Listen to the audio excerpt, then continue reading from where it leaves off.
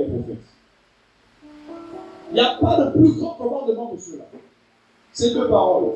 Tu aimeras le Seigneur de tout ton cœur, de tout ton âme, de toute ta pensée, de toute ta force. Et tu aimeras ton semblable, comme toi-même.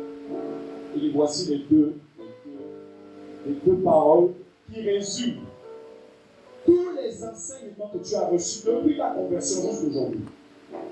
C'est ça le résumé de la Bible. C'est tu aimeras le Seigneur et tu aimeras aussi ton prochain. Amen. Donc, toute la parole que tu reçois, les enseignements, l'objectif, le but, c'est que cette parole-là, ces deux paroles s'accomplissent dans ton cœur. Aimer le Seigneur et aimer son prochain.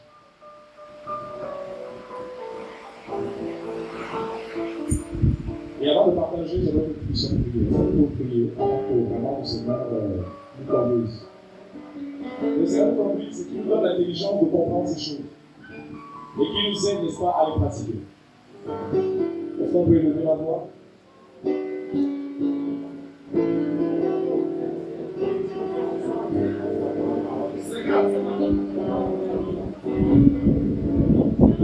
La grâce. Seigneur, enseigne-nous ta parole ce matin. Aide-nous, Seigneur, à t'aimer de tout nos cœurs, de toute notre pensée, de toute notre force, de toute notre âme. Et aide-nous également ce matin à comprendre c'est quoi aimer notre prochain comme nous-mêmes. Seigneur, ouvre notre intelligence afin de comprendre les Écritures. Nous ne voulons pas simplement connaître, nous voulons surtout comprendre. Seigneur, Père, accorde-nous la compréhension de ta parole, afin que nous puissions porter des fruits. Un grain en donne 10, 50, 100, jusqu'à l'infini au nom du Seigneur. Père, merci pour ta grâce. Merci pour ta parole. Merci pour ce moment que tu as disposé pour chacun de nous. Au nom puissant de Jésus. Au nom puissant de Yeshua de Mashiach. Amen. Alors, pendant ce partage, j'aimerais que quelqu'un se désigne pour la lecture. Nous allons lire. Est-ce que quelqu'un peut nous faire. Est-ce que je peux avoir un bon lecteur? Quelqu'un qui lit couramment et bien. Une lecture intelligible. Une lecture forte. Un bon lecteur. C'est bon? C'est bon? Ok, merci mon frère. Ok, merci à vous, la grâce. Bon, je ne sais pas, avec le temps qui nous est parti, si je vais finir. Je ne sais pas. Parce que souvent, ce genre de message, ça sert à rien aussi de courir. Parce que l'objectif, ce n'est pas de vous lapider les versets bibliques, ou bien d'avoir pris des cahiers, des notes. L'objectif, c'est surtout de comprendre. Amen. Donc, je me propose vraiment d'aller doucement. Amen. Très bien. Très bien. Alors, nous allons. Tu peux reprendre le verset de Matthieu 22 à partir du verset 34 à 40. Matthieu 22, verset 34 à 40. J'ai eu la parole du Seigneur dans Matthieu 22 à partir du verset 34. Mais quand les pharisiens apprirent qu'il avait muselé la bouche aux Sadducéens, ils se rassemblèrent dans un même lieu. Et l'un d'eux, qui était docteur de la Torah, l'interrogea pour l'éprouver en disant: Docteur, quel est le grand commandement dans la Torah? Mais Yeshua lui dit: Tu aimeras le Seigneur ton Elohim de tout ton cœur, de toute ton âme et de toute ta pensée. C'est là le premier et le grand commandement. Verset 39. Et voici le deuxième qui lui est semblable. Tu aimeras ton prochain comme toi-même. Verset 40. À ces deux commandements sont suspendus toute la Torah et les prophètes. Amen. Voilà. Et c'est le plus, verset 38, c'est le premier et le plus grand des commandements. C'est le premier et le plus grand des commandements. L'amour pour Elohim, l'amour pour le Seigneur, l'amour pour son prochain, c'est le plus grand message que tu n'aies jamais entendu. C'est le plus grand message que je n'aurais jamais entendu. Il y a beaucoup de messages, plein. Mais parmi tous les messages, il y en a un qui est plus grand. C'est tu aimeras le Seigneur de tout ton cœur, de toute ton âme, de toute ta pensée, de toute ta force. Et tu aimeras ton prochain, ton semblable, comme toi-même. Alors, nous sommes curieux de nous poser la question de savoir, mais c'est quoi aimer son prochain? Comment aimer son prochain? Aimer son prochain consiste à faire quoi? Amen. C'est ça, non? Qui veut aimer son prochain comme soi-même? Nous tous. Amen. Maintenant, aimer son prochain, ça consiste à quoi? Qu'est-ce que ça veut dire? De quoi ils vont dire non, ça veut dire aimer son prochain, c'est donner à manger, tout ça. Oui, mais il n'y a pas que ça, il y a d'autres facteurs. On peut prendre l'exemple du bon samaritain qui est passé sur la route, tout ça, qui a vu, n'est-ce pas, ce Lévite, c'est quoi? C'est pas le Lévite, hein, c'est cet homme, n'est-ce pas, qui était tombé sous le coup des migrants, n'est-ce pas? Le Seigneur dit, toi fais de même. C'est un volet de l'amour du prochain. Ce n'est pas tout. Il y a d'autres choses à comprendre sur l'amour du prochain. Amen. Et par la grâce du Seigneur, j'aimerais vous partager 7 points. 7. Il y en a d'autres là. Voilà, il y a d'autres points. Mais le point, c'est ce que dit le Seigneur m'a donné d'abord. Et d'autres frères pourront développer, pourront aller plus loin. Parce que nous n'avons pas forcément la connaissance en plus. Nous allons voir quelques points qui concernent l'amour du prochain. Aimer son prochain consiste à faire quoi? Concrètement.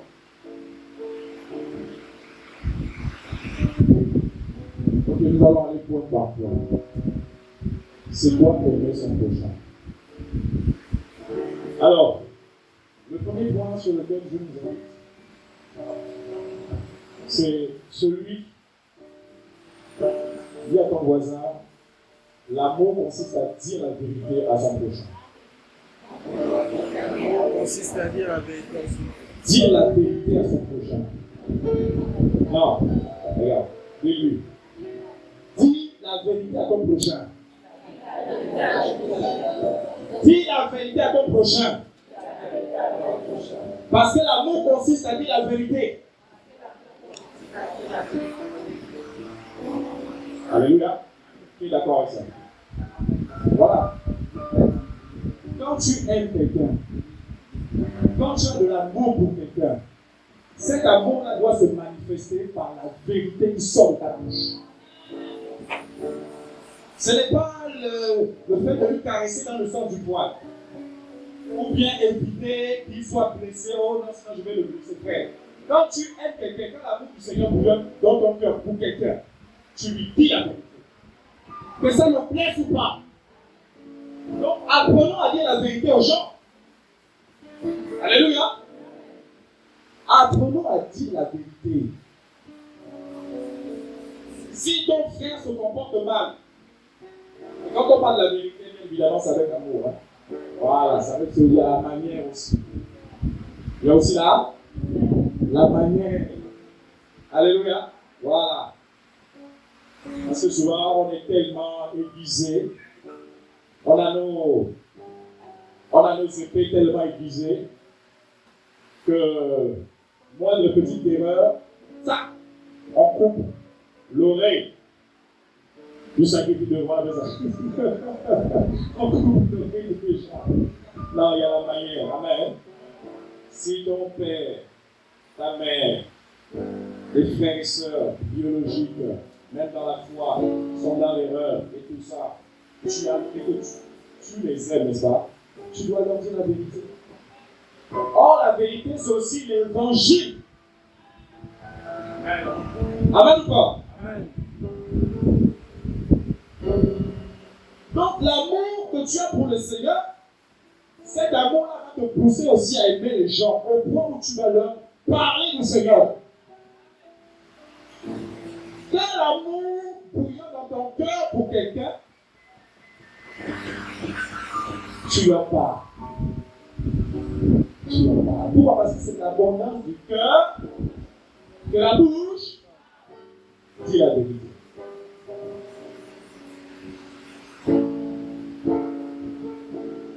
Tu aimeras ton prochain comme toi-même.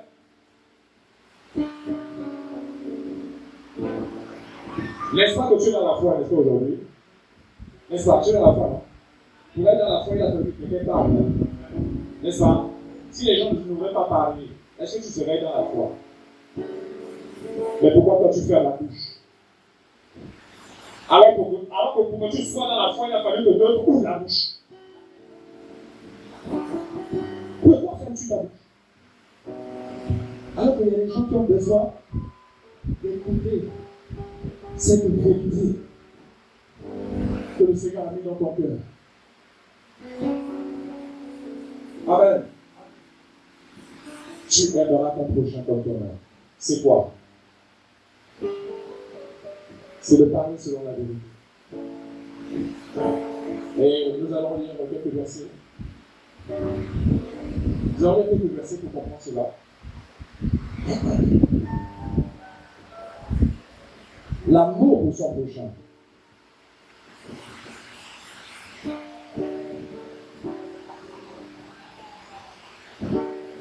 Alors, nous allons lire 1 Corinthiens 13. 1 Corinthiens 13, verset 6. Je vais chaque fois lire les versets. Alors, nous sommes. Premier point, c'est dire la vérité. Dire la vérité à son prochain. Nous sommes dans 1 Corinthiens 13, verset 6. 1 Corinthiens 13, verset 6. Donc là, s'il te plaît. 1 Corinthiens 13, verset 6. Et nous allons également lire Éphésiens 4, 25. Il ne se réjouit pas de l'injustice, mais il se réjouit avec la vérité. Amen. Amen. Éphésiens 4, 26.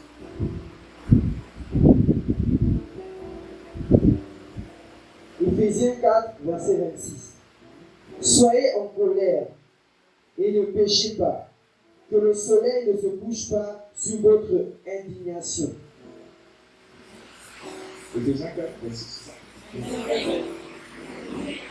Éphésiens 4, 25, c'est ça? C'est pourquoi, ayant mis de côté le mensonge, dites la vérité, chacun à son prochain, parce que nous sommes membres les uns des autres. Est-ce que tu peux le reprendre, s'il te plaît? C'est pourquoi, ayant mis de côté le mensonge, C'est pourquoi, ayant mis le mensonge de côté, c'est ça? dites la vérité à chacun à son prochain, Parce que chacun parle selon la vérité à son prochain. parce que nous sommes membres les uns des autres. Parce que nous sommes membres les uns des autres. Parce que nous sommes membres d'une même famille. Alléluia. Comme nous nous aimons les uns les autres, l'amour que nous avons les uns pour les autres, n'est-ce pas, va nous pousser à dire la vérité aux gens. Quand tu mens aux gens, c'est quoi? Il n'y a pas d'amour en toi. Lorsque le cœur de quelqu'un est dépourvu d'amour, c'est le mensonge qu'il libère. C'est le mensonge qu'il partage aux gens. Le mensonge. Amen. Donc voici comment aimer les gens. Comment aimer les frères et sœurs. Comment aimer ton père. Comment aimer ta mère. Comment aimer ta femme. Comment aimer ton mari. Comment? C'est en lui disant la vérité. Et les gens ne veulent pas dire la vérité parce qu'ils refusent le combat. Il sait que s'il dit cette vérité-là, ça va exploser. Donc, il préfère jouer aux hypocrites. Il préfère éviter les débats. Il évite. Alléluia.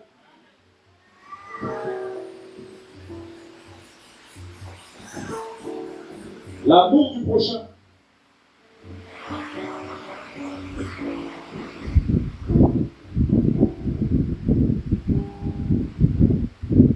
Oh Seigneur, je t'aime. Je t'aime de tout mon cœur. Seigneur, tu es ma vie. Tu es ma respiration. C'est bien. Est-ce que tu aimes ton frère?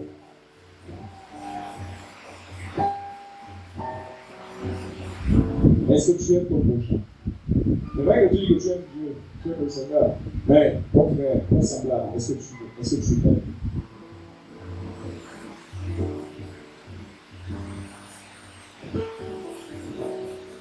Amen. Voilà l'une des caractéristiques de quelqu'un qui aime le Seigneur. De quelqu'un qui aime son prochain comme lui-même. C'est sa capacité à dire la vérité aux gens. Et ça t'apporte des combats ou pas. Et ça, c'est vraiment un défi parce qu'il faut le reconnaître, ce n'est pas toujours facile. Alléluia.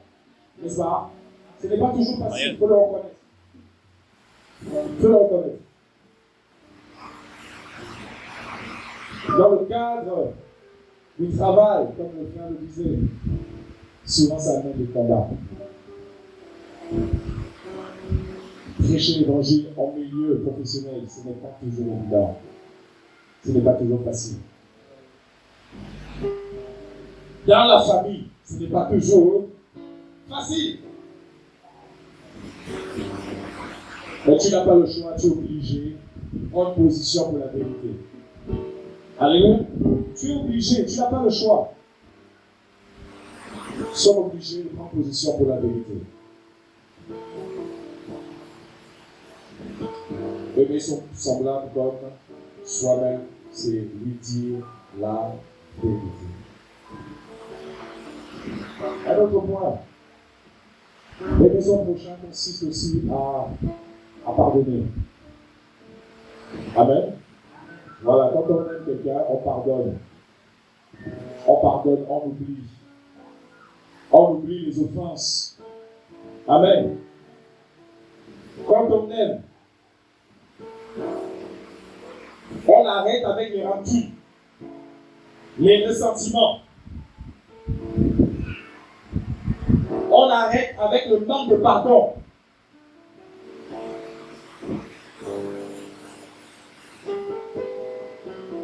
Quand l'amour du Seigneur te touche, tu n'es pas rancunier. Or, il y a beaucoup de chrétiens qui sont rancuniers. Beaucoup de chrétiens sont dans les blessures intérieures. Beaucoup sont enfermés. Parce qu'on leur a fait ceci, on leur a fait cela, on leur a fait ceci, on leur a fait cela. Ils prennent des positions sur la base de leur blessure. Et ils disent aimer le Seigneur. Seigneur, je t'aime. Alléluia. Aimer le Seigneur consiste à aimer son semblable. Et aimer son semblable consiste, n'est-ce pas, à vivre loin des blessures, loin des ressentiments, loin des amertumes.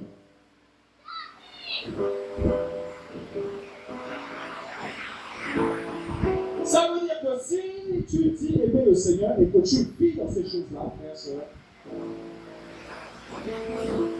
le Seigneur ne te connaît pas. Le Seigneur te connaît.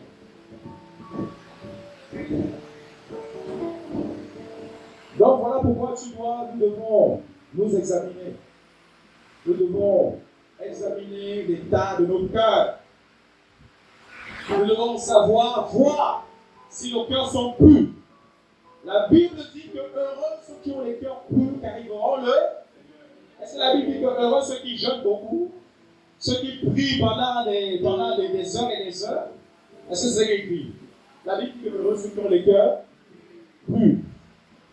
Donc l'un des défis dans la marche, c'est de garder le cœur pur. C'est de veiller sur ton cœur, sur l'état de ton cœur.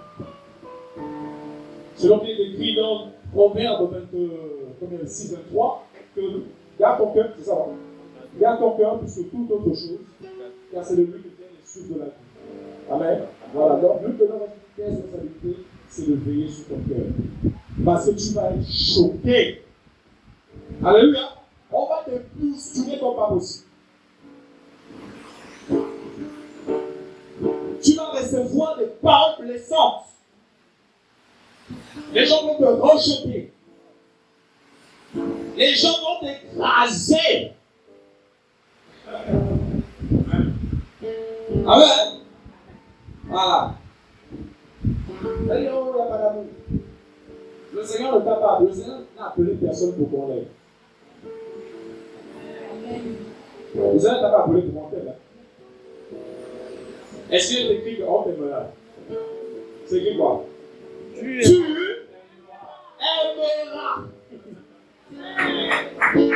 Alléluia. Et il y a beaucoup de gens qui s'attendent à ce qu'on les aime. Qui t'a dit qu'on va t'aimer? Qui t'a dit ça? Le Seigneur lui-même en personne, il donnait à manger au peuple. Il guérissait les malades, il faisait du bien à tout le monde. Mais il faut voir comment on l'a traité. Après votre raison, toi, tu as ta fontaine. Mais même moi. Voilà pourquoi beaucoup sont déçus, parce qu'ils s'attendent à ce que les hommes les aiment. Ils font du bien, ils font du bien, ils font du bien aux gens. Et ils attendent une récompense.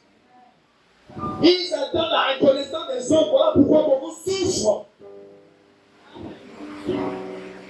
Et ils sont dans les amertumes, ils sont dans les manques de pardon. Ah, il n'y a pas d'amour. Oh, il n'y a pas ceci, il n'y a pas cela, tout ça. Mais toi, s'il n'y a pas d'amour, mais toi, aime les gens. Puisque ton cœur est plein d'amour. L'amour pardonne. Vrai ou pas? L'amour supporte. L'amour ne rend pas le mal pour le mal.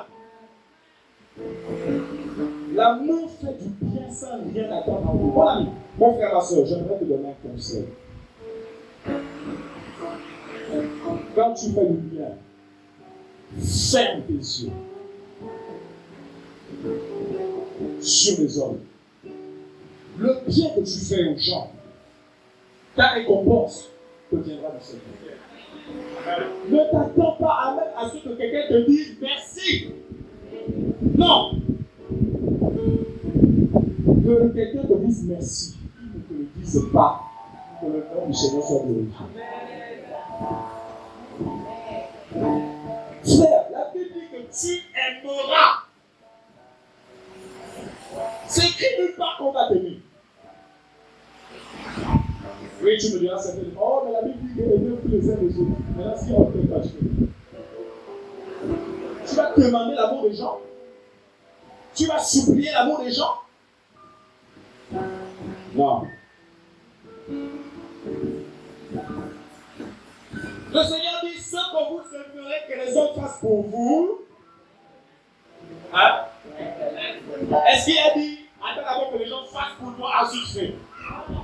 Il dit, avant que les gens te fassent du bien. Si les gens ne t'appellent pas, toi appelle. Tu prends des nouvelles des uns des autres. Même si on ne t'appelle pas. Alléluia. Même si dans une situation compliquée, tu ne vois personne qui vient te soutenir. Frère, aime les gens. Parce que l'amour dont il est question, ce n'est pas l'amour des émotions. Non. C'est l'amour du Seigneur qui est répandu dans nos cœurs par le Saint-Esprit. C'est le Saint-Amour dont il s'agit. 1 Corinthiens 10. Ce n'est pas un amour émotionnel. Le problème, c'est que les chrétiens sont émotionnels. Ils surfent sur leurs émotions. Voilà pourquoi il y a des blessures. Beaucoup pleurent. Ils disent, oh non, mais pourquoi je suis comme ça? Pourquoi on ne m'aime pas? Seigneur!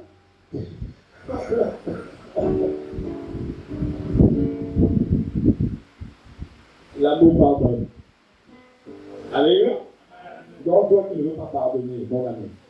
Toi qui refuses, toi qui as les amertumes, le manque de pardon, les ressentiments, les ceci, les murmures, ton cœur est complètement devenu endurci parce qu'on a tellement cogné sur toi que tu es devenu insensible.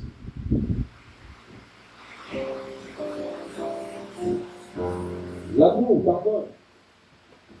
Quel que soit le fond de ta vie, si c'est un membre de la famille, si tu as été violé, tu as été abusé pendant ton enfance, et, n'est-ce pas, cette blessure est toujours là. Tu n'as pas laissé le Seigneur le temps de cicatriser, de guérir cette blessure. Parce que tu as été tellement brisé dans ton enfance, que même dans la foi, tu continues à traîner ces blessures. Bien que tu lis la Bible, bien que tu pries, bien que tu jeûnes, bien que tu évangélises, beaucoup ont des blessures de l'enfance sont encore là. Et ils marchent avec ces blessures. Ils ne veulent pas laisser le Seigneur leur guérir. Ils ne veulent pas. Ils ne veulent pas. Et ils ont une dent contre tel dans la famille. Ils ont une dent contre tel dans la famille. Ils ont une dent contre tel. Depuis des années. Frère, et beaucoup n'avancent pas dans leur foi. Pourquoi? Parce qu'ils viennent avec eux, n'est-ce pas, ces blessures. Ils ne décollent pas. Parce que leurs cœurs sont blessés. J'aimerais te rappeler que Yeshua est rentré dans le temple. Et il a ouvert le rouleau. Et il est tombé sur, n'est-ce pas, sur le passage d'Ésaïe 60, je crois, il verset 66, je crois, où il est écrit que l'Esprit du Seigneur est sur moi. Parce qu'il m'a ouvert pour annoncer une bonne nouvelle pauvre. Hein, comment? 60, n'est-ce pas? Il m'a ouvert pour guérir ceux qui ont les cœurs brisés. En gros, ça veut dire le cœur brisé. Le Seigneur n'est pas seulement celui qui fait les miracles, qui guérit sur les morts. Il est aussi celui qui guérit les cœurs brisés, les cœurs blessés. Beaucoup ont des blessures de longue date dans leur âme. Et leur âme est abîmée. Ils souffrent devant les gens, ils font semblant. Ils ont une apparence devant les gens. Mais à l'intérieur, il y a des larmes invisibles qui coulent. Parce qu'ils ont été brisés dans leur enfance. Ils ont été brisés, n'est-ce pas, dans leur foyer. Ils ont été brisés par certains frères mal affermis. Ils ont été brisés comme pas possible. Et ils refusent de pardonner. Ils disent avoir pardonné, mais c'est de façade. C'est des pardons, n'est-ce pas, à 50%. Frères, sœurs, l'amour,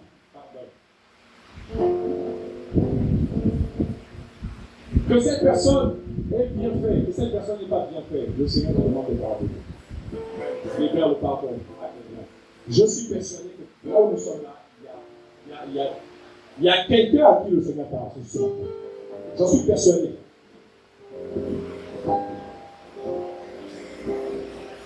L'amour pardonne. L'amour pardonne.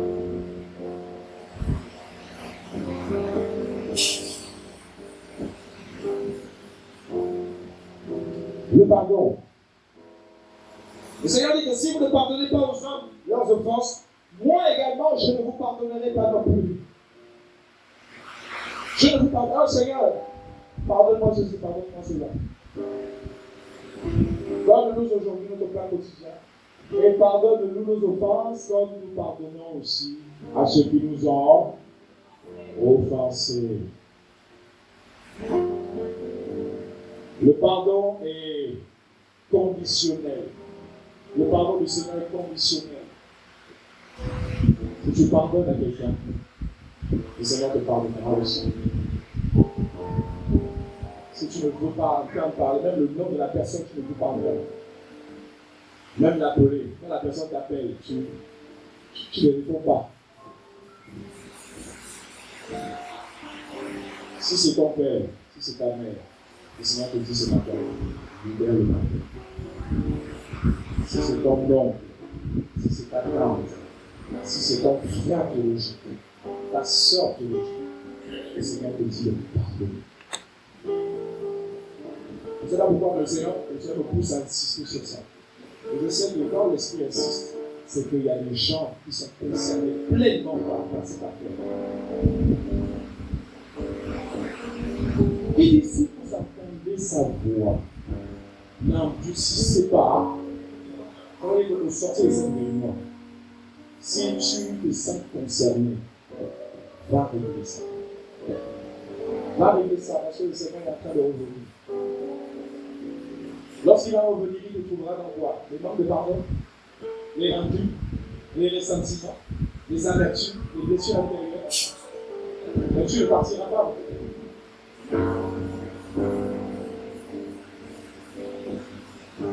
Tous ceux qui sont tapis sur les manques de pardon, les blessures, tout ça là, oh, on m'a fait ceci, on m'a fait cela, à chaque depuis des années. Vous ne partirez pas là l'enlèvement si vous ne réglez pas ça. Non. Paul dit que personne ne vous séduise. Ne vous séduisez pas vous-même. Tu ne partiras pas, tu ne monteras pas, tu ne rentreras pas dans le royaume du Seigneur. Non.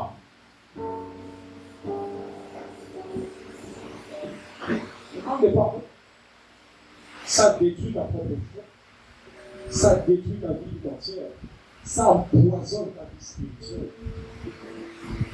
Ça t'amarre, comme on dit, vulgairement. Ça t'attache. On t'y attaché. Ce qui fait souvent que des fois on peut prier pour les gens, on peut prier pour les gens, on peut prier, on peut imposer les mains, prier, tout ça. Les filles ne changent pas. Pourquoi? Parce que leur problème c'est dans leur cœur. C'est pas une affaire de l'erreur. C'est un problème que tu ne veux pas libérer le pardon à quelqu'un. C'est tout. Lorsque tu sens que tu es dans cette situation, il faut arrêter de fatiguer les frères. Priez pour moi, machin, tout ça. Règle ton problème de pardon. Il faut te réconcilier avec les personnes avec qui tu es en guerre depuis des années.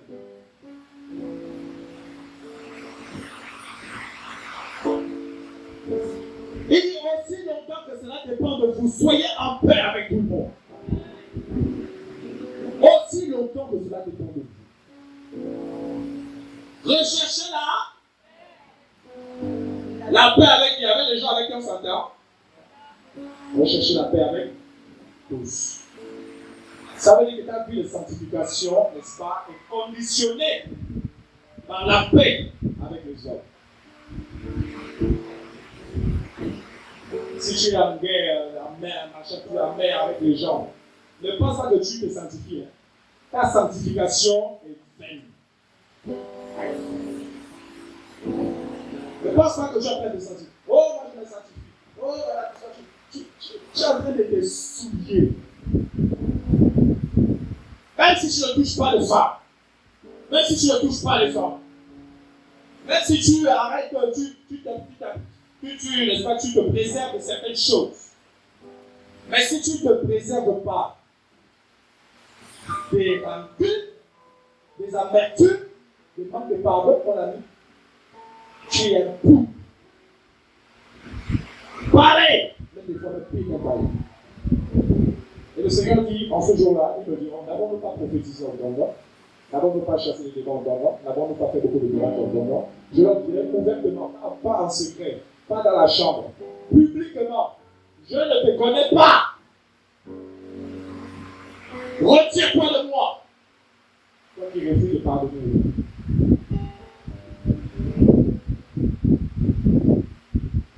Et il te dira, tu sais ce que les gens ont fait pour moi, ont fait sur moi? Tu connais le mal que j'ai subi? Tu connais l'outrage que j'ai reçu? des hommes à qui j'ai fait du bien.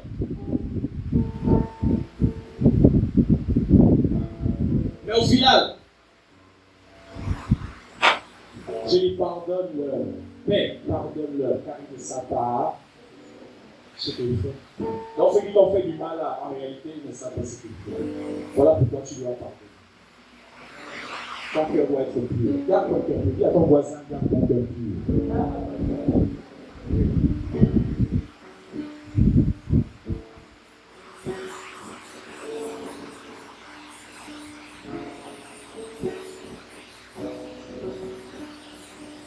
La Bible dit que tu aimeras ton prochain comme toi-même. Nous disons aimer les gens, mais nous les gardons prisonniers dans le cœur. Nous allons lire quelques versets. Nous sommes dans Éphésiens chapitre 4, verset 32. Éphésiens chapitre 4, verset 32. Nous sommes dans Colossiens également, Colossiens 3, 13. Colossiens 3, 13. Et 1 Jean 4, 20 à 21. 1 Jean 4, 20. Alors je dis, Éphésiens 4, 32. Ok, on va. J'ai eu la parole de Dieu. Alors, on me fait signe de noter.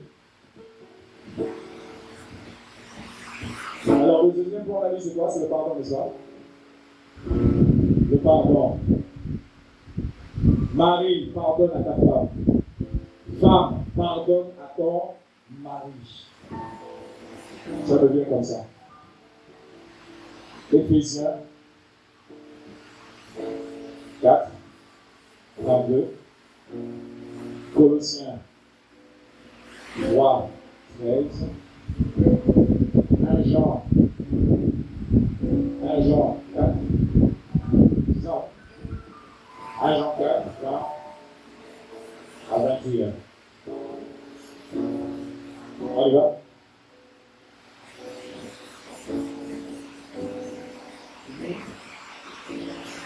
J'ai eu la parole de Dieu dans Éphésiens 4, 32. Mais devenez tous les uns envers les autres, Oui. pleins de compassion, Et et vous pardonnant les uns aux autres, ainsi qu'Élohim vous a pardonné par Mashiach. Alléluia. Tu peux reprendre la deuxième partie? Et vous pardonnons. Et vous pardonnant les uns aux autres, ainsi qu'Élohim vous a pardonné par Mashiach. Alléluia. Voici ce que la Bible dit. Il dit, soyez pleins de compassion les uns avec les autres. La compassion est un fruit de l'amour. Quand ton cœur, n'est-ce pas, est touché par l'amour du Seigneur, tu deviens compatissant les uns vis-à-vis des autres. Nous devenons compatissants les uns vis-à-vis des autres. La compassion, la pitié, ça veut dire que la situation de l'autre te touche. Tu n'es pas insensible, complètement froid lorsque les gens souffrent autour de toi. Il y en a qui sont de marbre. Lorsque les autres passent par des situations difficiles, ils sont complètement insensibles. Ce n'est pas leur problème. Mais ce qui les intéresse, ce sont leurs intérêts. Alléluia. Ok. Ensuite, il dit pardonnez-vous les uns les autres. Pardonnez-vous. Alléluia. Merci. Colossiens chapitre 3, verset 13. Oui. Vous supportant les uns les autres, Vous supportons les uns les autres et vous pardonnant réciproquement. et vous pardonnons réciproquement. Si l'un de vous a une plainte à porter contre quelqu'un, Si quelqu'un a une plainte à porter contre quelqu'un, comme le Mashiach vous a pardonné, comme le Mashiach vous a pardonné, vous aussi faites de même. vous aussi faites de même. Amen. Ça veut dire que si quelqu'un a sujet de se plaindre d'un autre, il n'a pas dit, ah, va voir les anciens, vous asseyez, et puis, voilà, tu imposes ta raison. C'est ce qu'il écrit. Il dit quoi? Si quelqu'un a sujet de se plaindre d'un autre, ça veut dire que même si tu as raison par rapport à une situation, il pardonne simplement. Passe à autre chose. Ayons cette maturité spirituelle de libérer le pardon facilement. Quand on aime le Seigneur, quand on a l'amour pour les gens, il y a des situations qu'on laisse passer. C'est pourquoi Paul dit, mais pourquoi ne s'ouvrirez-vous pas d'un peu l'injustice? Arrêtez un peu ça. Toujours plein des assises, arrêtez un peu avec vos assises. Il dit, mais ça. Est-ce que tu es obligé? Est-ce que les gens sont obligés de savoir que tu as dit? Passe outre. Et voilà, passe à autre chose. Les gens, les enfants qui cherchent toujours à voir la raison. Ce sont les bébés spirituels qui veulent toujours démontrer par A plus B qu'ils n'ont pas tort. Il dit, ce sont les bébés. Il dit, grandissez. Grandissez.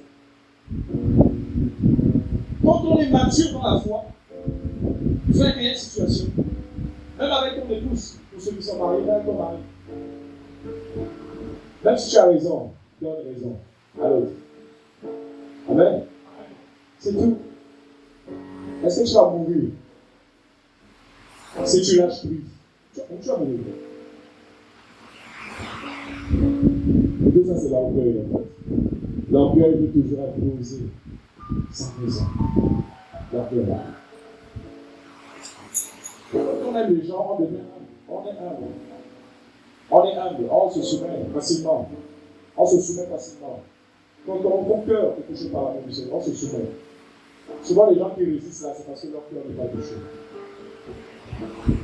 Les gens qui sont forts dans leur cœur, là, qui ont une forte personnalité, comme on dit, ce sont des gens qui n'ont pas encore été touchés par l'amour du Seigneur.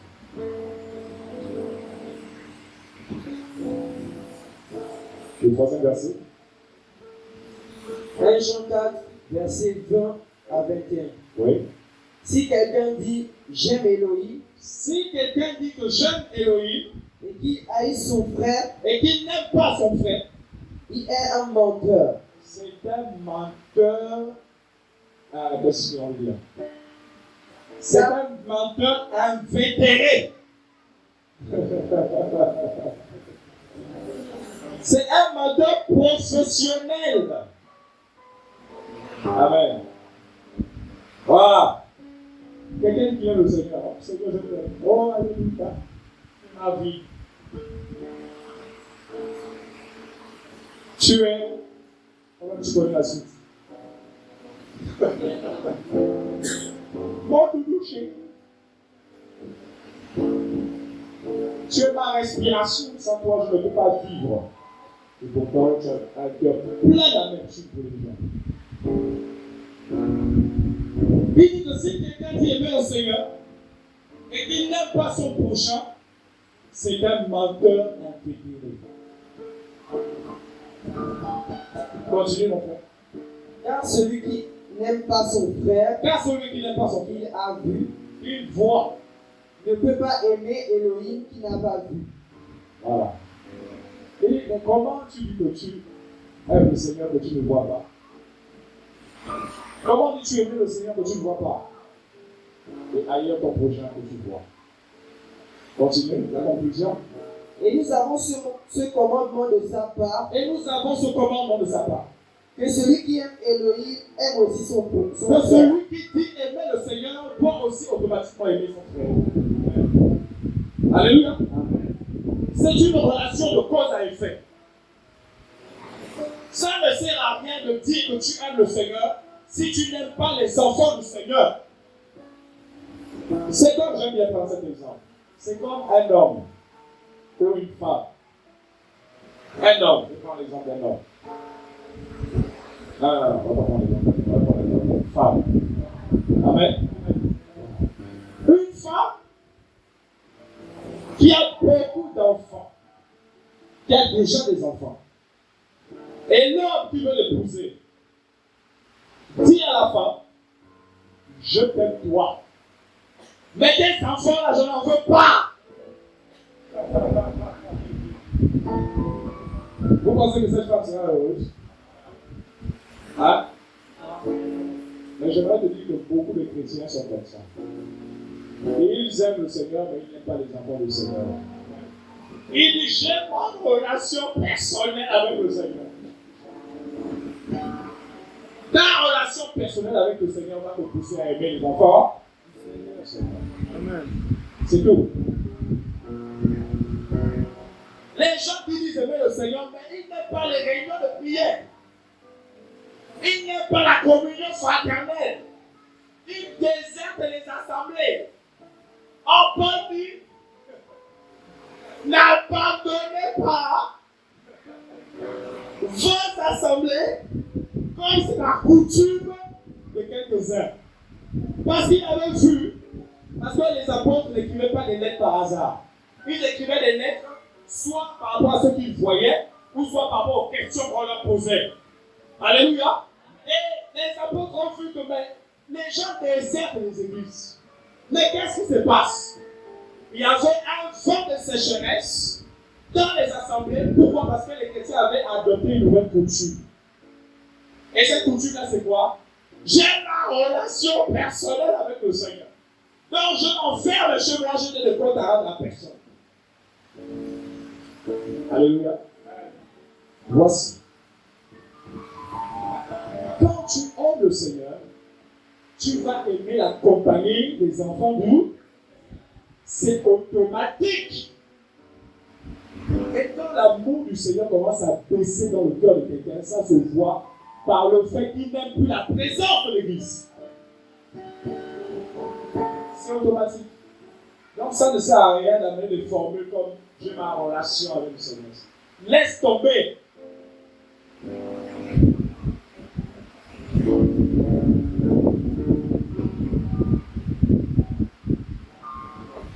Quand quelqu'un commence à avoir des problèmes dans la foi, ça se voit par le fait qu'il abandonne les réunions de prière.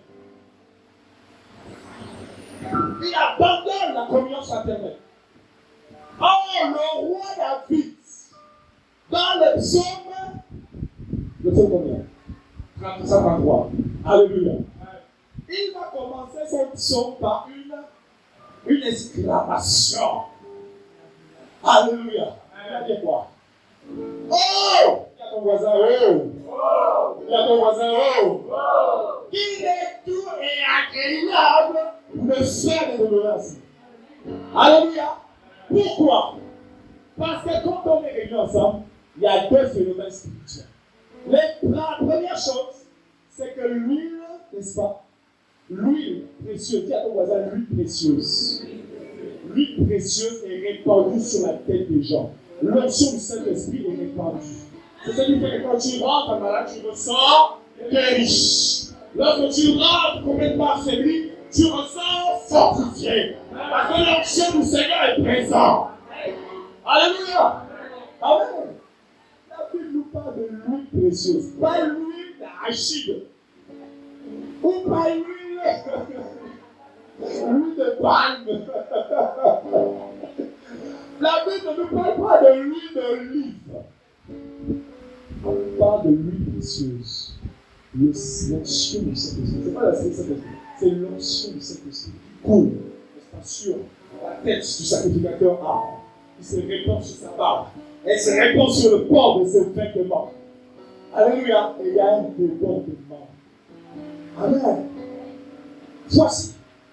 Deuxième chose, on nous parle de la rosée qui descend sur la montagne. Le mont. Rosée. Vous êtes arrosé. Le Seigneur est en train de vous arroser.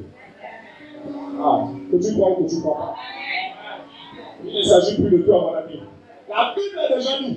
C'est trop tard. Alléluia. Acclame la parole.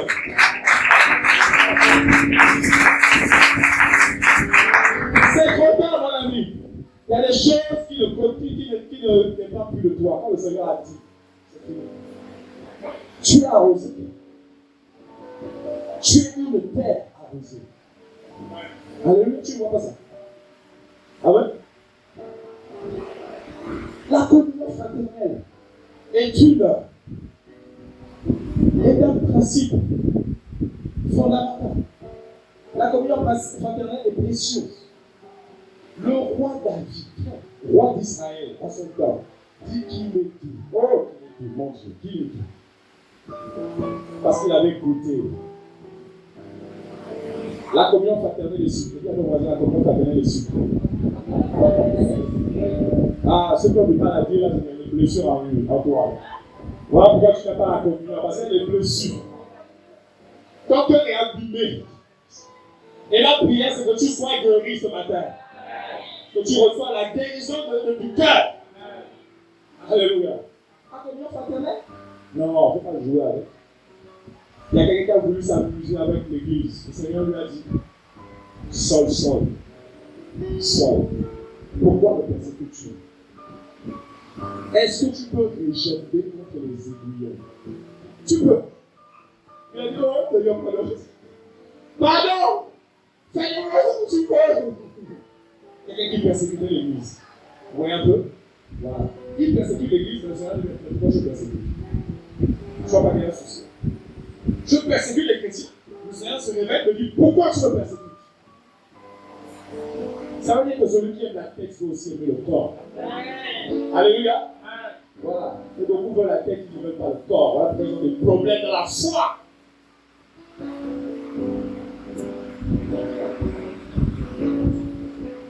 Un homme ne peut pas dire à sa femme, j'aime ta tête, mais je n'aime pas ton corps.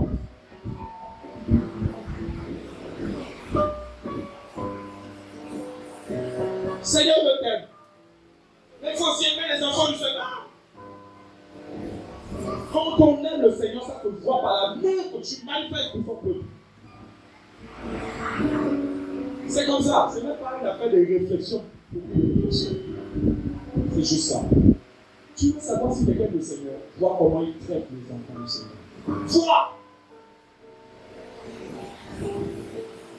Tu veux aussi savoir si quelqu'un n'est pas le Seigneur, mais vois comment il maltraite, comment il méprise l'Église, comment il fait l'œuvre avec négligence, comment il se moque de l'Église du Seigneur.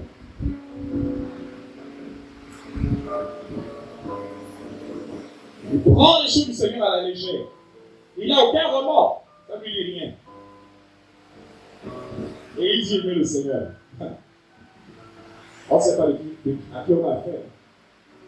C'est parce qu'on ne sait pas à qui on a affaire. Voilà pourquoi on joue. Voilà pourquoi on joue. Des fois, comme si les gens devaient obscurcir. Et on prend le Seigneur comme si c'était notre pote, notre.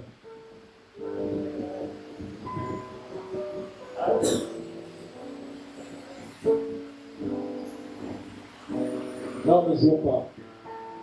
Craignons le Seigneur, craignons-le. Marchons dans la crainte du Seigneur, frère. Parce que notre éternité en dépend. Frère, la mort peut te surprendre à n'importe quel moment. Ne dis pas que passer sur un Christ et tout ça, la magie, tout ça, la mort peut tomber sur toi. Si tu ne te redresses pas, malgré les informations que le Seigneur,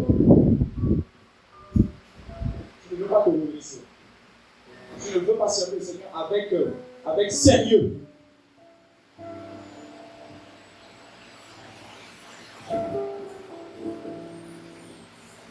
La Bible dit que c'est une chose terrible de tomber entre les mains de Dieu vivant. C'est une chose terrible. Le Seigneur est beaucoup patient avec nous. Il use de patience parce qu'il veut que les gens soient sauvés. Il use de patience parce qu'il veut que tu changes. Il use de patience. Il est patient, mais la patience du Seigneur n'est pas une faiblesse. Ce n'est pas ça que le Seigneur est faible parce qu'il est patient au niveau de toi. Non.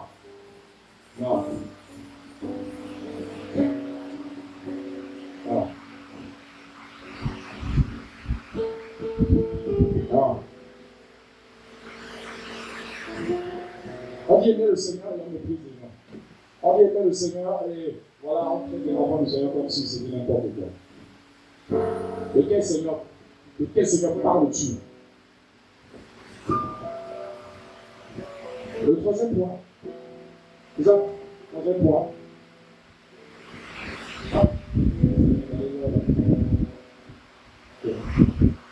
Le troisième point, frère, c'est quand on aime le Seigneur et quand on aime les gens, lorsqu'on aime son prochain, on se préoccupe des autres. Amen. On se préoccupe des autres.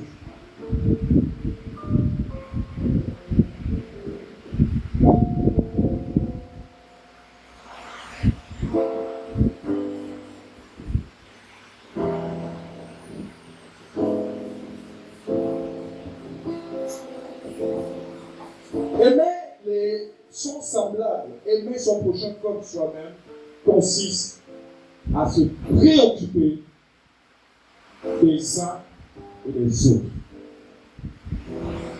Amen. La préoccupation. Or, beaucoup sont préoccupés par leur propre situation. Beaucoup sont préoccupés par rapport au fait de vouloir se marier. Le boulot, le travail, les enfants, ceci, cela. Beaucoup ont beaucoup de préoccupations au point où les préoccupations, les problèmes des autres, les difficultés des uns des autres autour d'eux, ils sont de marbre.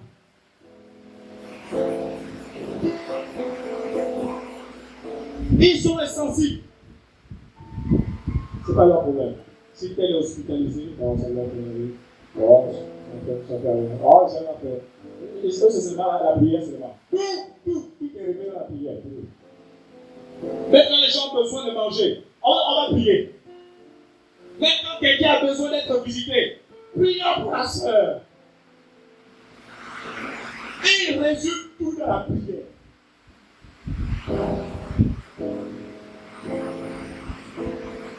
Et le Seigneur dit, c'est les hypocrites. Ils cherchent leurs propres intérêts. Les intérêts personnels, c'est ce qui motive beaucoup de chrétiens. Et ils ne savent pas que le Seigneur les a amenés, les a attirés, les a mis ensemble pour s'aimer les uns les autres, pour se soutenir les uns les autres, pour s'encourager les uns les autres, pour se visiter les uns les autres, pour porter les fardeaux des uns des autres. Mais tout c'est la prière.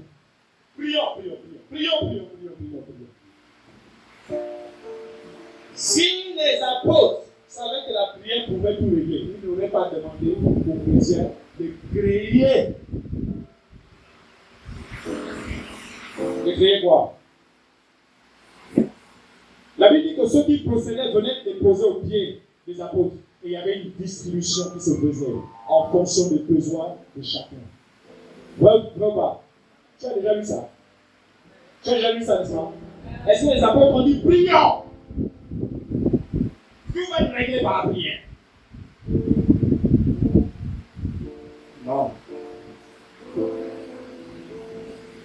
Lorsque une assemblée est animée par l'amour du Seigneur, on se bat pour aider les indigents. On se bat pour aider ceux qui sont faibles financièrement. On paye l'école des gens. On paye les loyers de ceux qui sont en difficulté. Lorsqu'une assemblée est motivée et animée par l'amour du Seigneur, la Bible dit que dans l'église primitive, il n'y avait pas d'indigents. Pourquoi? Parce qu'il y avait une organisation. Qui a ton voisin? Une organisation. Il faisait que les indigents, n'est-ce pas, étaient nourris gratuitement. Il y avait une banque alimentaire à l'église de Jérusalem. Si bien que lorsque quelqu'un était en difficulté, il pouvait aller et prendre à manger.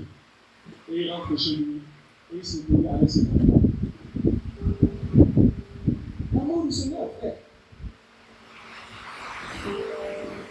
C'est le plus grand message, je te le dis ce matin. C'est le plus grand message que tu n'auras jamais. Je ne le dis pas, c'est parce que c'est moi qui prêche. Non. Je le dis parce que le Seigneur lui-même l'a dit. Il a dit qu'il n'y a pas de plus grand commandement de toute la loi. Ça n'existe pas. C'est le plafond de la foi. L'amour pour le Seigneur et pour son prochain. Ces deux commandements résument la loi et les prophètes.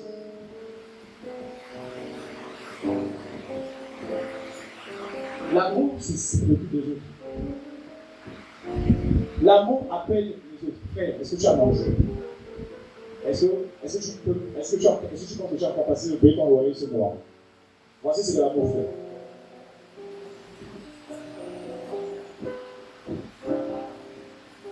L'amour donne des les habits à ceux qui n'en ont pas. L'amour pose des actions.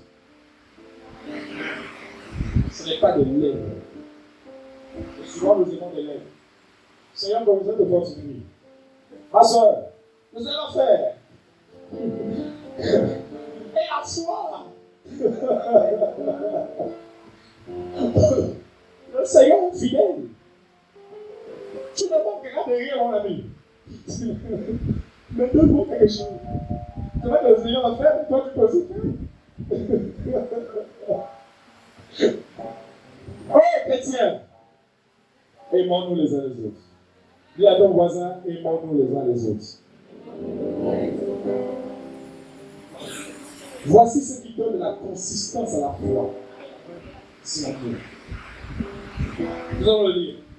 Jacques dit que la foi, sans les œuvres, est morte. Et de quelles œuvres il s'agit? Ce sont les œuvres d'amour, les œuvres sociales, les œuvres de soutien. Si tu dis que tu es chrétien et tu n'aimes pas aider les gens et tu vis pour toi-même mon ami, ta foi est vaine. Et dans Galates, on nous dit que la foi est agissant par l'amour. Tu as déjà lu ça? Tu n'as jamais lu. Tu as lu dans le livre. La foi est agissant par l'amour. Ce qui donne de la valeur à ta foi, c'est l'amour que tu as pour le Seigneur et pour les gens. Sinon, tu es une symbole qui rétablit. Tu es un érect qui réjouit. Ça veut dire que quand le Seigneur te trouve, quand le Seigneur te voit, il a mal aux oreilles. Il fait les oreilles parce que c'est vrai, il a dit, éloignez de moi vos cantiques. C'est du bruit. Ce qui donne de la valeur à ta foi, c'est l'amour que tu as pour le Seigneur et pour les gens. Autour de toi. Autour de toi. Pas un frère en difficulté. Tu peux te lever à 5 heures, à, je ne sais pas, 5 heures ou à 2 heures, 3 heures, pour aller à l'hôpital, parce qu'on t'a appelé. Ou bien quand tu vois la paix, tu dis, oh, il est quelle heure? Oh non, pardon, je dors, ça demain. On t'appelle à des heures difficiles. L'amour va te dire, va te pousser à aller. C'est quoi le problème? Oh, voilà. Mon enfant est tombé dans la machin. Tu vas soutenir les gens. Tu vas être une source de soutien. Tu vas être un pilier.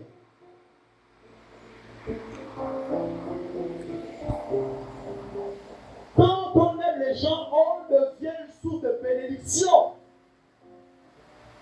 C'est ça qui te motive. La Bible dit que le Seigneur allait de lieu en lieu faisant du bien à tout le monde.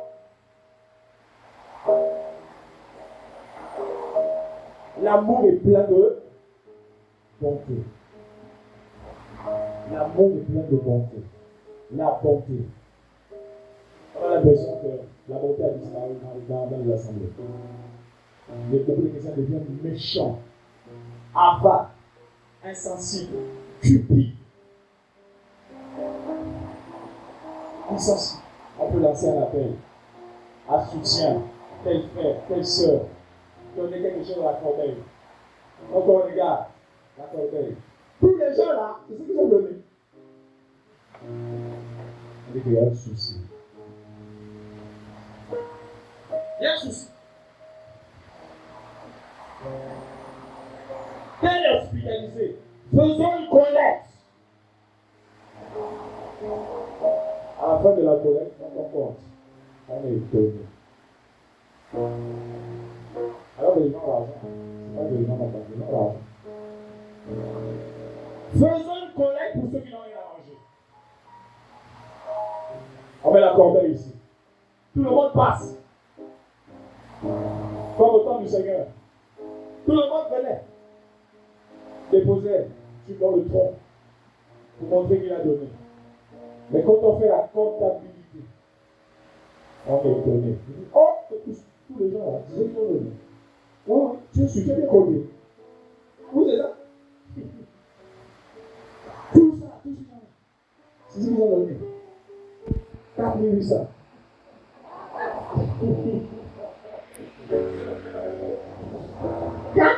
Pour les pauvres. Les pauvres sont mal barrés parce que nous allons partager 4800 à 10 personnes. Alléluia. Oh oui, ça va nous faire pleurer. Amen. L'amour pour les pauvres. Lorsqu'on aime le Seigneur, on se préoccupe des pauvres, des indigents. Lorsqu'on aime le Seigneur, on a le souci de ceux qui n'ont rien à manger.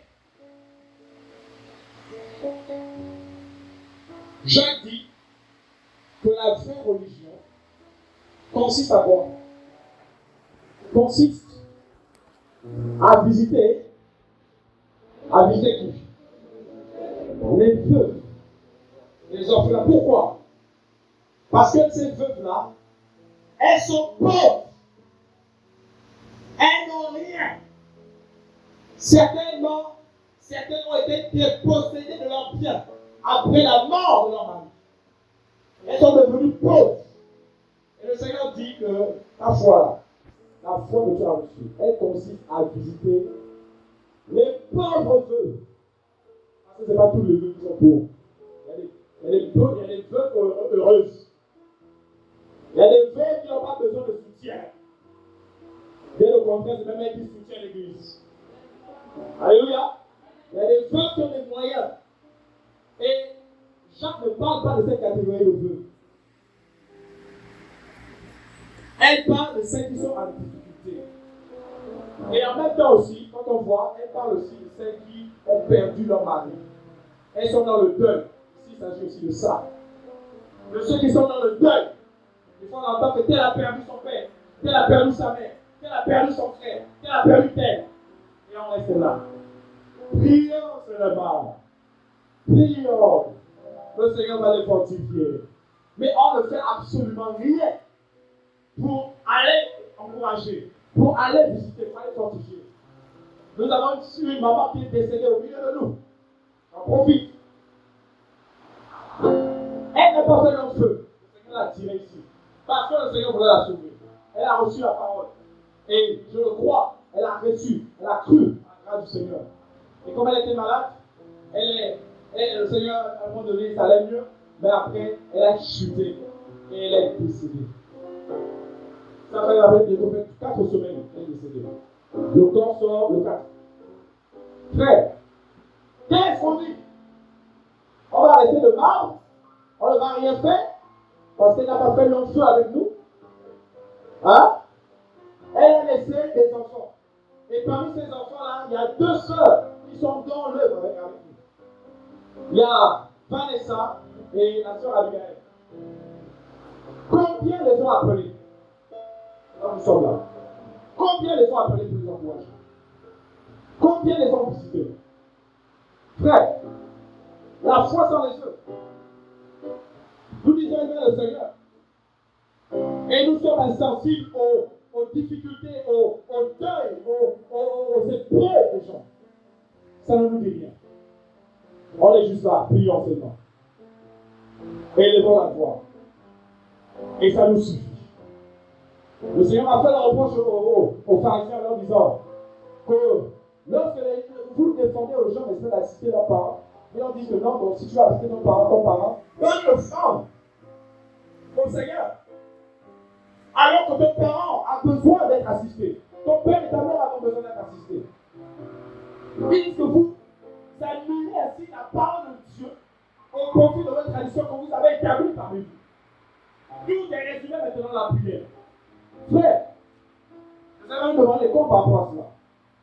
Arrêtons avec cette religion, cette religiosité, des fois que nous avons. Nous sommes sensibles au problème des autres. Nous ne demandons pas à tel, est-ce que tu as mangé? Est-ce que ça va à la maison? Est-ce que voilà tout ça? On ne demande pas ces choses-là. Quand c'est réduit aux prophéties, n'est-ce pas, à l'invisible, on se contente, n'est-ce pas, de la relation verticale et la relation horizontale du bien. la foi se résume sur deux piliers. Il y a la relation verticale. La relation verticale, tu aimeras le Seigneur. Et tu aimeras ton semblable, c'est la relation horizontale. La relation que nous devons avoir les uns vis-à-vis des autres. Nous devons travailler à cela, frère, parce que c'est pas bon. C'est pas bon. Nous devons progresser dans ce domaine. Nous devons progresser. Il y a des choses à faire, frère. Donc voilà, des cas pratiques que nous vivons au quotidien. Aimer le Seigneur, c'est aimer aussi les gens. C'est se préoccuper des affaires des autres. Frères, sœurs. Excusez-moi.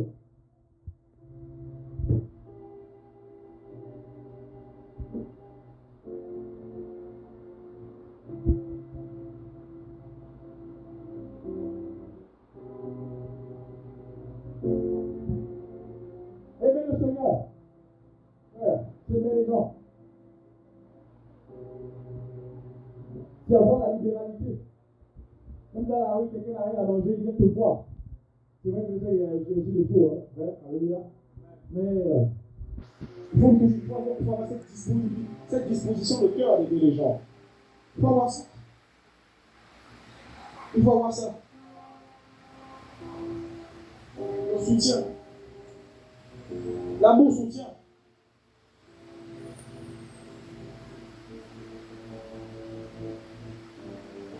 Amen.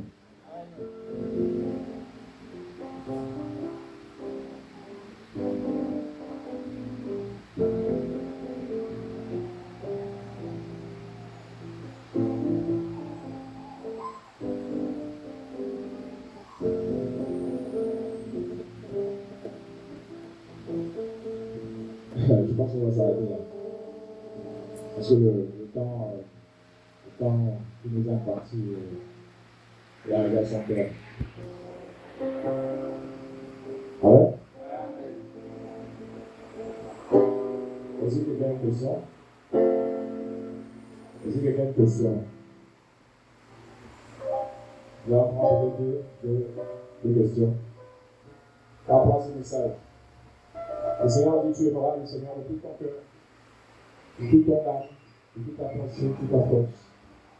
Et il y a un deuxième commandement qui est semblable. C'est que tu aimeras comme ton chanteur toi-même.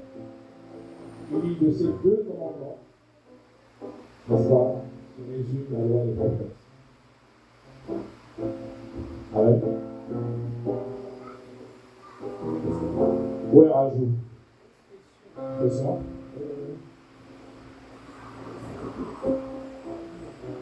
Bonjour tout le monde. Ma question porte sur Jean 13 en fait. Jean 13 qui parle de la même chose que j'arrive pas à comprendre depuis des années. Voilà. Si on peut regarder.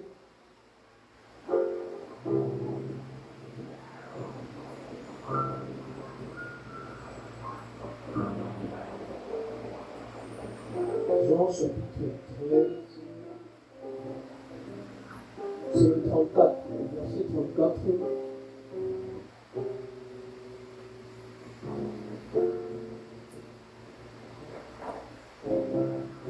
Ok. Je vous donne un commandement nouveau, c'est que vous vous aimiez les uns les autres. Et comme je vous ai aimé, vous aimiez aussi les uns les autres. Bon, avec le passage de Matthieu 22, j'ai toujours eu du mal à faire les liens. C'est comme si lui part. Matthieu 22, on dit tu aimeras ton prochain comme toi-même. Ça veut dire que la limite de cet amour-là, c'est toi. Et ici, le Seigneur dit que j'aime l'autre. La limite de cet amour-là, en fait, c'est lui. Je ne sais pas si vous me comprenez. Voilà. Bon. En fait, sur les deux commandements, depuis des années, j'ai toujours lu ce passage-là. J'arrive pas en fait à le comprendre. Si vous pouvez m'aider. Je crois que déjà j'ai répondu à la question. Voilà. Bon, ça c'est mon point de vue. Hein. Les autres vont. Tu as posé une question avant que tu aies répondu. Ok? On parle de la loi. Pourquoi? Parce que le Seigneur, dans Matthieu 22, parlait à quelqu'un de la loi. Et nous savons que Christ est né sous la loi. On va dire les commandements. Et les commandements qu'il prend là, c'est dans le Deutéronome, n'est-ce pas? C'est ça, hein? C'est dans le Deutéronome. Donc ici, il rappelle la loi mosaïque. Tu aimeras le Seigneur, ton Élohim, de tout ton cœur, ton âme, ta pensée, tu aimeras ton prochain comme toi-même. Et il va dire au quelqu'un de la loi qu'il n'a pas pu découvrir en commandement. Effectivement, après avec les disciples, il dit, je vous donne un commandement nouveau, aimez-vous les uns les autres comme moi. Ok? Je vous ai aimé. Bravo. Donc, les apôtres ont vu comment le Seigneur les a aimés. Il dit simplement que soyez mes imitateurs. Faites comme moi. Et c'est ce que les apôtres, à chaque fois que Jean, Pierre, tout cela, c'est qu'ils reprend. Tu lis l'épître de Jean, n'est-ce pas? On appelle l'apôtre de l'amour, parce qu'il a beaucoup écrit sur l'amour. Il va reprendre celui-là et venir sur ces choses-là. Il dit, il n'y a pas de plus grand amour que de donner sa vie pour ses amis. N'est-ce pas, tu vois? Donc il dit en fait que c'est lui l'amour personnifié. Il est l'amour personnifié. C'est lui la référence. Si tu veux connaître l'amour, tourne-toi vers le Seigneur. Et regarde l'amour à Dieu. Il dit, fais comme moi. Je vais les gens. Les gens m'ont blessé. On m'a cloué sur une croix. On m'a flagellé. 40 coups moins 1. On a plaqué sur ma tête une couronne d'épines. N'est-ce pas? Ils se sont partagés les vêtements. Ma tunique. On a craché sur lui. On lui a maltraité. Et Esaïe donne le tableau, la description, le descriptif de Christ défiguré à la croix. On dit que il n'était pas, on appelle ça, il n'attirait pas les regards. Pourquoi? Parce qu'il était tellement défiguré. Tellement il avait reçu des coups que son visage était déformé. Tout son corps était déformé. Voilà pourquoi Esaïe dit qu'il n'avait pas d'attirance. Ça veut dire que son aspect à la croix était dégoûtant. Est-ce que vous voyez un peu? C'est ça en fait quand il s'agit. Mais au-delà de tout ça, le Seigneur va donner une parole admirable. Il va dire, Père, pardonne-leur. Parce qu'ils ne savent pas ce qu'ils font. Donc il est le modèle parfait de l'amour en fait. Ce que tu vois là. C'est ça en fait qu'il veut dire. Il veut dire, aimez-vous les uns les autres comme vous m'avez vu vous aimer. Les gens disent, mais comment vous aimez? Regarde à la croix. Si tu veux savoir comment aimer, regarde à la croix. Il dit, pardonne leur Père, parce qu'ils ne savent pas ce qu'ils font. Est-ce que tu m'entends? Voilà, donc quand les gens vont te clouer à la croix, quand les gens vont mettre sur toi une couronne de pique, lorsque les gens vont partager ta tunique, dis comme le Seigneur. Pardonne-leur parce qu'ils ne savent pas ce qu'ils font. Amen. Et c'est Dieu Paul disait que soyez mes imitateurs, comme moi je le suis. Christ. Voilà. C'est bon? Une autre question, ça va? Une question? Vous pouvez donner une fois à la séance, s'il vous plaît? Excusez-moi, je n'ai pas fini le message. Amen. Tu n'as pas vu le message, donc prière de m'accorder encore la semaine prochaine pour terminer. Je crois qu'il y a 3 points qui restent. Il y a 3 points, 4 points qui restent. Il y a 4 points qui restent. Voilà, donc, permettez-moi, je demande votre autorisation. Amen. Hein? Ah, ça, il faut respecter l'Église. Amen. Si l'Église dit pas question, on se soumet à l'Église. Voilà. C'est comme ça. Oui, ma soeur. Tu peux te présenter? Je suis la sœur Yann. D'accord. Salut, Ma question, je suis désolée par rapport au pardon et blessures. Comment l'inquiétude par rapport au pardon, j'ai eu des soucis avec mes parents. c'est dû au fait que j'étais sortie de l'église. Parce que tout part à lui et banalise. Donc, quand je sors de l'église, il y a des paroles qui ont été prononcées sur moi, des paroles de malédiction. Il y en a déjà que je suis dans l'enfer. Et du coup, ça fait en sorte que je puisse me retracter. Et à chaque fois, lorsque je suis devant une difficulté, lorsque je vais vers les parents, ils me disent si je veux trouver la solution, que les choses deviennent en ordre, il faudrait que je puisse repartir à l'église. Donc, à chaque instant, c'est ça. Et malgré ça, quand même, j'étais allée voir les parents, demander pardon si j'ai offensé ou si je me suis mal comportée. Mais c'est toujours les mêmes paroles qui reviennent. Si je veux que les choses aillent dans ma vie, si je veux que je travaille, en tout cas, tout est basé autour de la religion.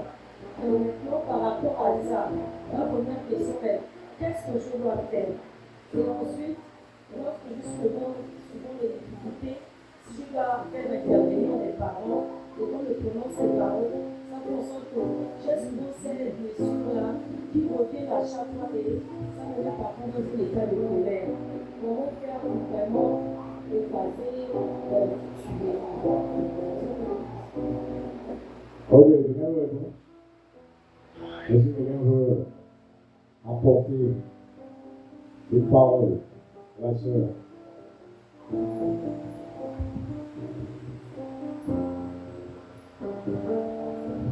Bonjour à tous. Tu as déjà demandé pardon à la famille. Lorsque c'est comme ça, c'est que tu dois plutôt faire semblant que rapprocher du Seigneur. D'accord? Rapprocher du Seigneur, demander la guérison de l'âme. Tu vois. Parce qu'il faut dire que le pardon, c'est une capacité qui est donnée par le Seigneur de pouvoir libérer ce que tu vois, le pardon. Et le pardon est censé apporter aussi la réconciliation avec la famille. Ça peut ne pas être forcément maintenant, mais parce que tu as été libéré de ce poids, d'accord? Le Seigneur va opérer et travailler en étant non rapide pour la famille pour qu'il y ait une pleine restauration avec eux sur le plan de la relation. Alors, quand c'est comme ça, quand on a des cœurs blessés par rapport aux offenses, aux frustrations, même si on est déjà allé demander pardon, mais on sent qu'il y a des séquelles, il faut aller vers le Seigneur pour demander la guérison de l'âme. Amen. Voilà. C'est pourquoi il n'est jamais conseillé aux frères et aux sœurs de faire ou de servir le Seigneur avec des blessures dans l'âme. Pourquoi? Parce que les blessures peuvent faire ressortir des rejetons. Amen. C'est-à-dire parce que tu as été fixé par la famille, quand tu vis en Christ, si un frère, une sœur te frustre, tant que ces blessures ne sont pas guéries, ça peut engendrer d'autres problèmes au niveau de l'âme. Amen. Tels que les sentiments de vengeance, les sentiments de rancune, amertume, la haine et la colère. C'est fait que la plupart de ces frères et sœurs, même dans l'église, le plus souvent sont renfermés sur eux-mêmes. Il y a comme un système d'autodéfense qu'ils ont établi autour d'eux pour qu'on ne puisse pas les blesser encore à nouveau. Et quand c'est comme ça, il faut libérer le cœur, aller vers le Seigneur. Amen. Il faut aller vers le Seigneur, dépouiller son cœur. Ce n'est pas forcément l'imposition des mains qui va régler. Et du Père, guéris mon âme. Aide-moi à aimer les parents. D'accord? Plus tu pries comme ça, tu es dans cette attitude de prière permanente, le Seigneur va remplir ton cœur. Simplement. Amen.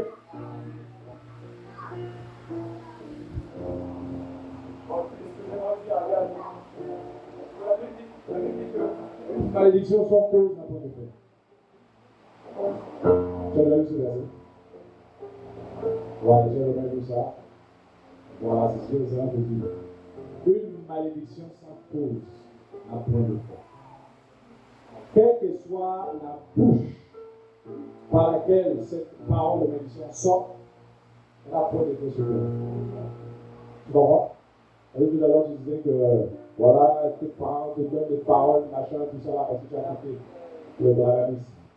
Ce que tu vas faire. Il dit, c'est quand que tu n'as pas regagné les rangs de Brahman, ta vie ne va pas avancer. Tu vois, non?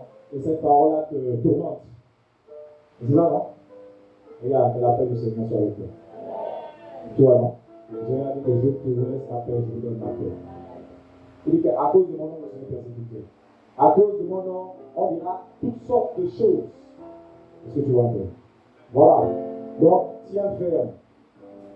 Ok? Ta vie va avancer. Et elle avance même déjà. Amen. Est-ce que tu comprends? Voilà. Donc, ne tiens pas compte des paroles blessantes de ta famille.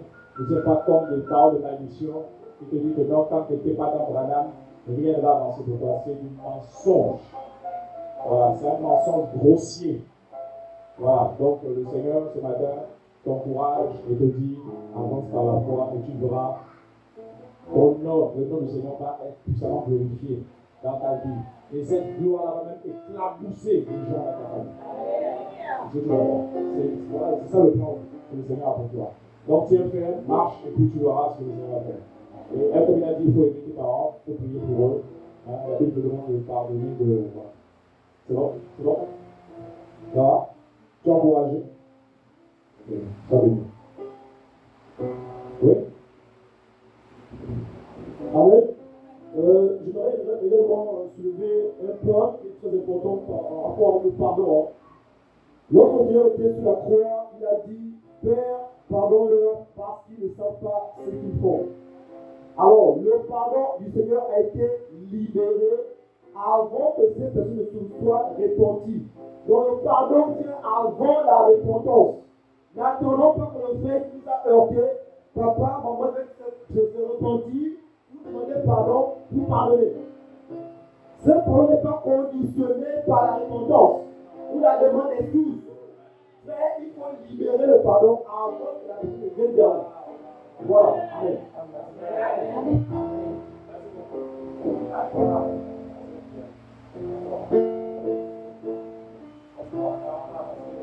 Ok, amen. Tout à l'heure, en fait, quand tu étais en train de parler, on va toucher l'aspect social. Alors, j'ai eu personnellement à cœur à ce qu'on puisse prier ensemble pour toutes les mamans au milieu de nous, d'accord, qui ont reçu le fardeau par rapport au social. Oui, spécifiquement. Voilà. D'accord? Je crois que c'est un cri d'alarme. Certainement que le Seigneur veut agir au travers de plusieurs d'entre elles. Notamment le social pour l'aspect des orphelinats, les pauvres, les veuves et tout ça. Ceux qui ont vraiment ce fardeau en elles, on puisse vraiment prier pour elles. Si vous êtes là, s'il vous plaît, simplement vous lever. Amen. Si tu es concerné par ça, que le Seigneur t'appelle à t'occuper des veuves, à t'occuper des orphelins. D'accord? Voilà, des pauvres.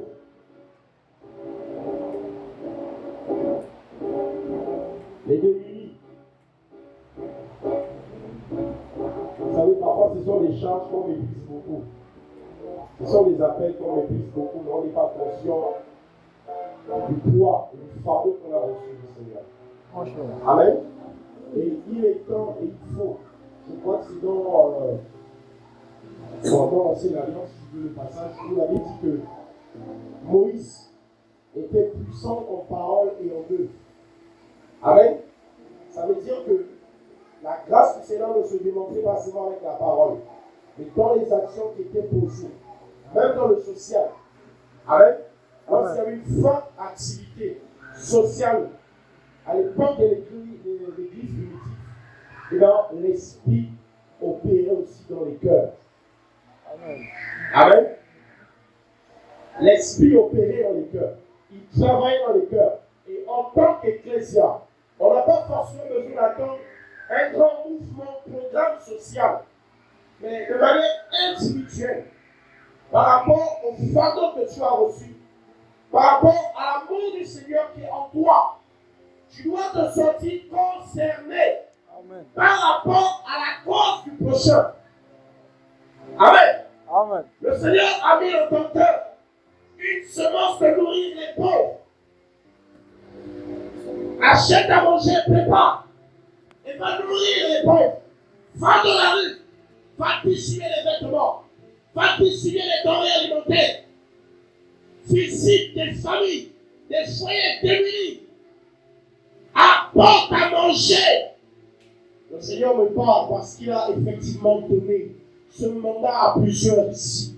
Je parle de la part de l'Esprit.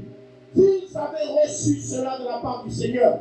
Combien pleurent dans les maisons, combien soupirent dans les demeures et attendent le secours du Seigneur. Il y en a qui pleurent dans les maisons, qui disent Seigneur, viens nous en aide. Mais il y en a qui ont reçu cela.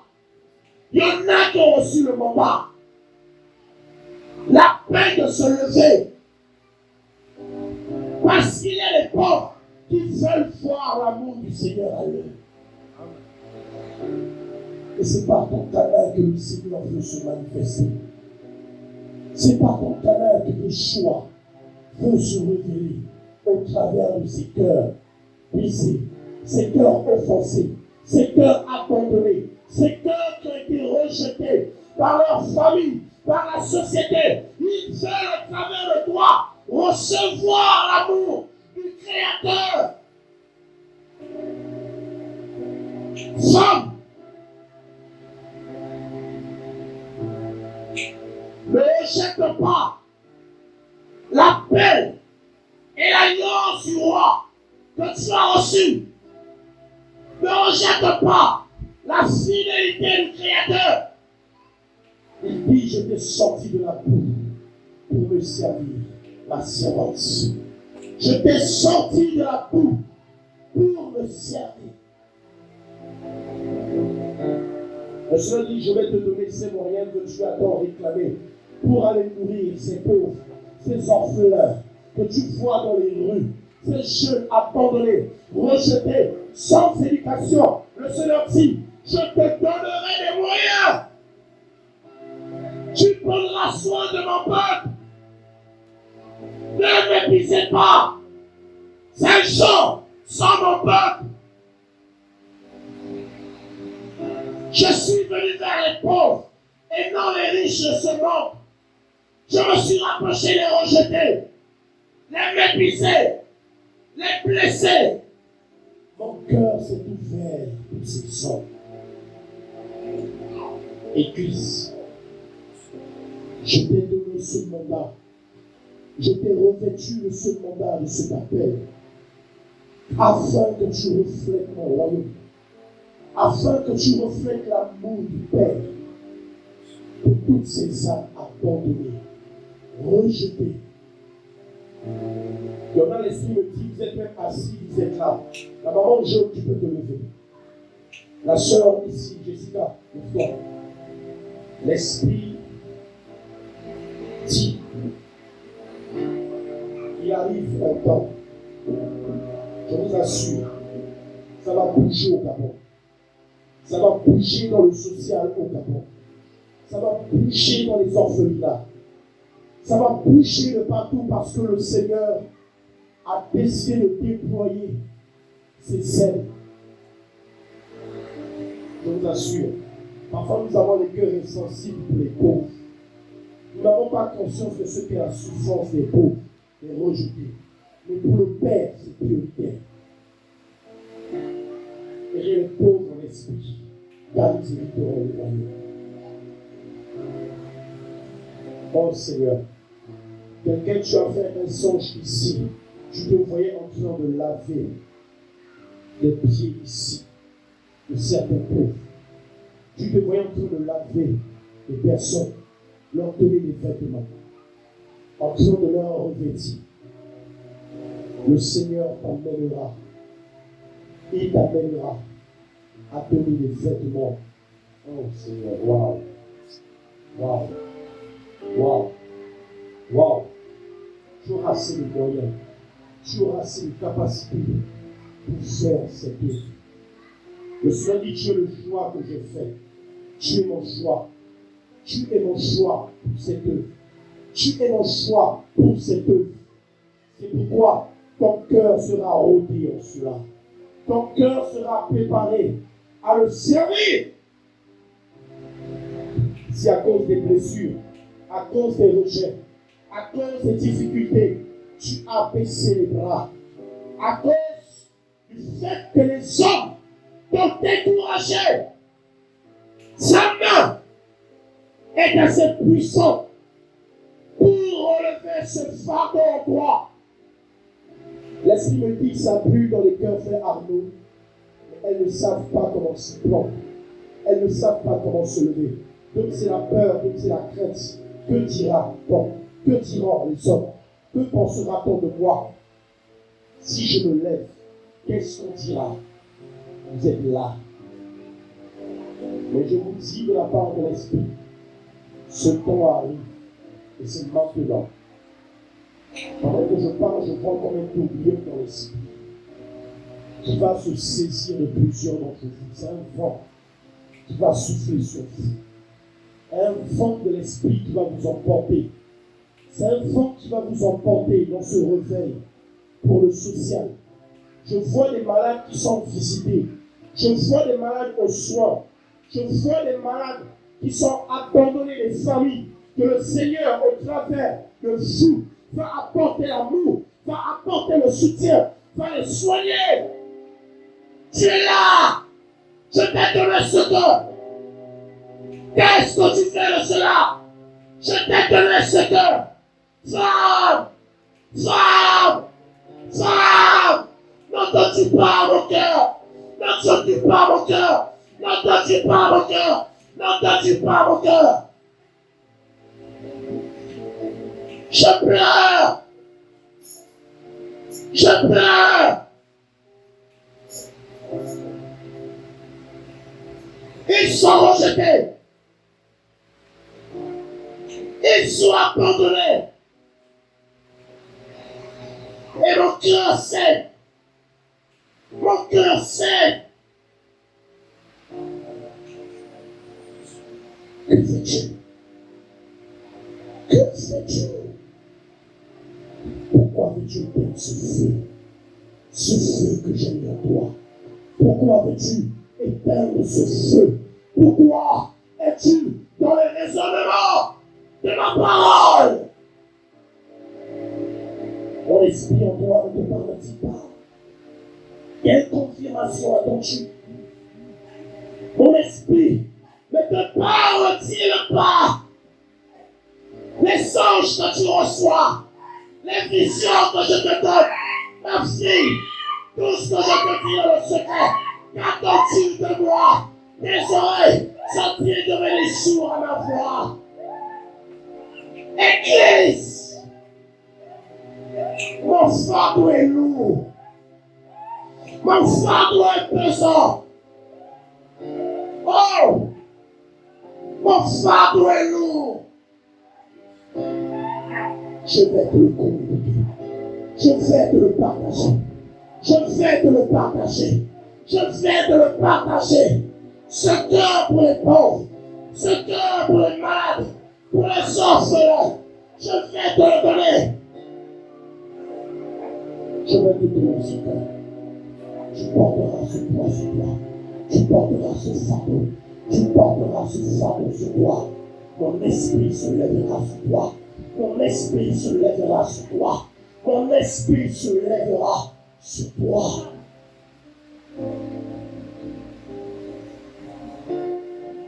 Je vois une coupe dans l'esprit que le Seigneur est en train de déverser. Je vois une coupe dure que le Seigneur est en train de déverser. Il dit, je les consacre à cette œuvre. Je vous consacre à ce service. Ce sont des femmes battantes, des femmes guerrières, des femmes qui ont reçu l'onction du Créateur, des femmes qui apporteront la contradiction dans leur génération. Au travers de ces ceux-là, je glorifierai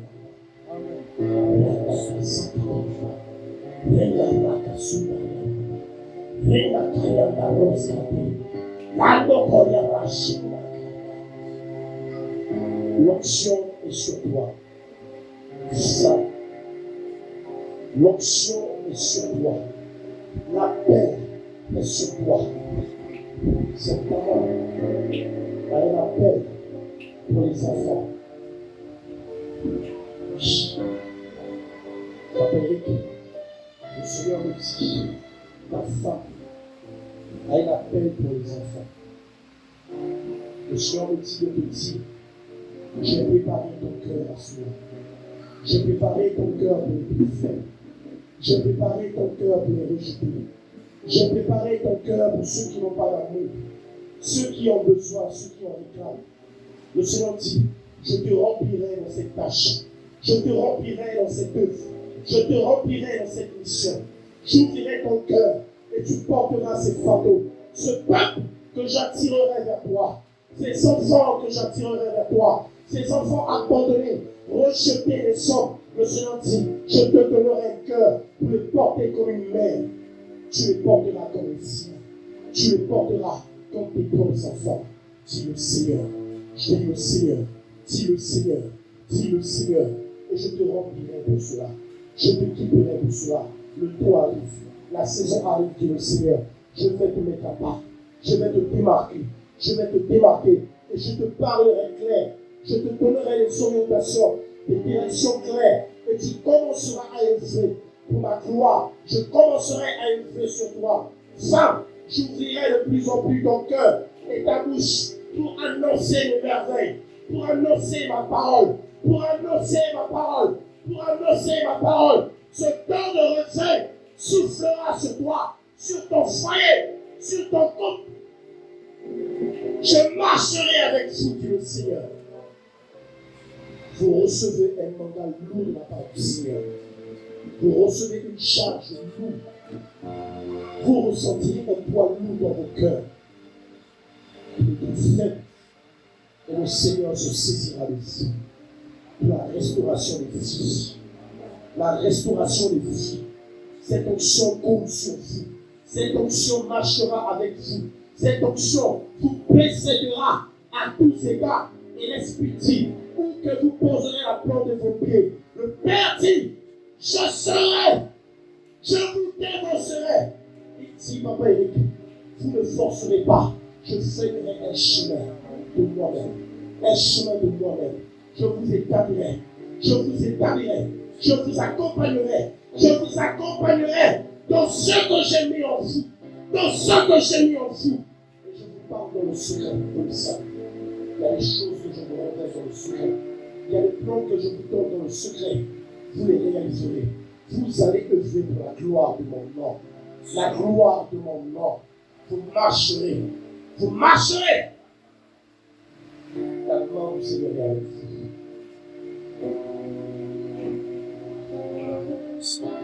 Oh Père.